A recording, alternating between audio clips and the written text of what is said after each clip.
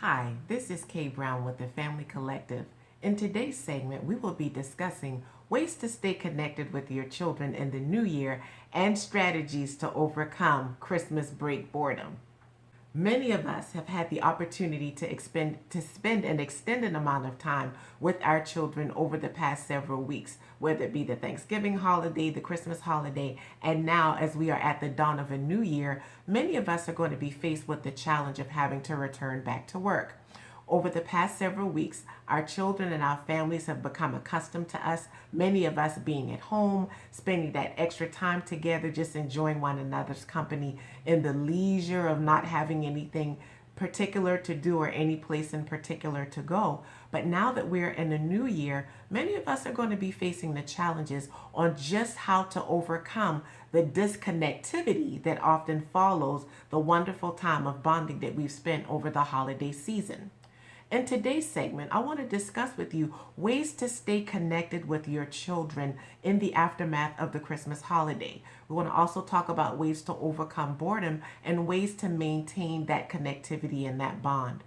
One of the things that I want to first start off by saying is that in anything you do, you have to be intentional. There is so much that we can do when we set our mind to it. If you are intent on making sure that the love and the closeness and the connectivity that you've maintained and established with your children over the holiday season is something that you can carry into the new year, you are able to do just that. All right. One thing that I want to discuss with us on today is making sure that a way to stay connected with your child is simply, if they're going back to school, leave a note in their box. Leave an I love you note. Write it on their fruit cup, write it on their fruit snack, whatever it is that they're carrying. Just leave a little note to let them know that you're thinking of them and that you love them. Sometimes we only think of ways to physically connect, but that's one way that we can connect emotionally, right? A second way that you can stay connected with your child in the new year and beyond is to give them hugs. I know it sounds like it's something that's simple, but hugs can do so much for a person.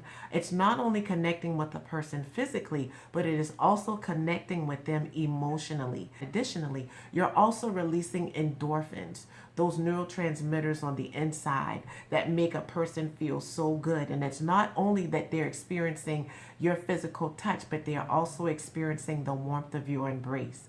One of the practices that I have with my children is that I hug them, but I never let go until they let go first.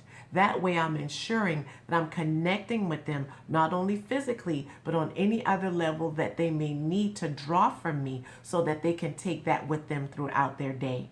And then finally, a third way that you can connect with your child in the new year and beyond is through technology.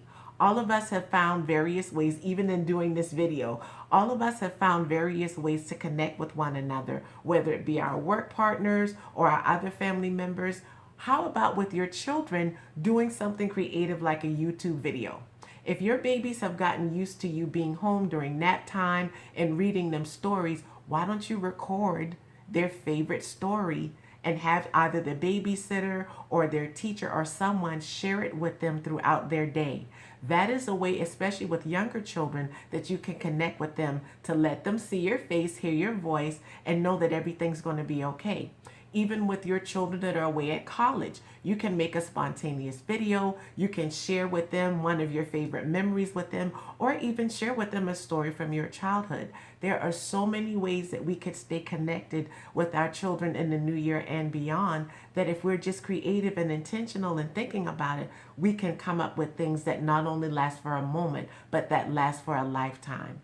In addition to that, the one thing that parents can do in order to connect with their children is to ask their children what they need from them. What better way to make sure that you're meeting your child's need in order for you to stay connected with them than to ask them?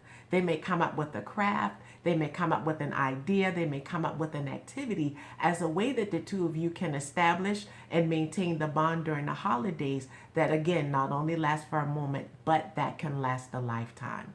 Hopefully these tips have sparked your interest and given you that desire to be intentional, to spend more time with your children and to stay connected in the advent of a new year. We know that we've encountered a lot in times past, but there's no excuse that the bond and the closeness that we've established over the holiday season isn't something that we can't maintain if we set our minds to it.